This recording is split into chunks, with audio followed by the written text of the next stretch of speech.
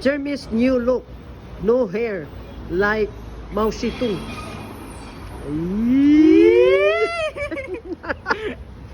Handsome boy? Yes. Yeah. What's your name? Jeremy Torres. What happened to your hair? I cut my mommy hair. I cut mommy hair. I cut that. Do you like that? Yes, I like it. Do you like your hair? Yes.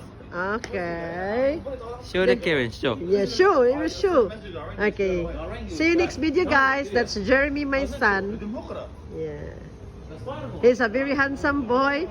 Yeah. Eee. We're here in Liverpool, waiting Madeline. See you next video, guys. Click subscribe my YouTube channel.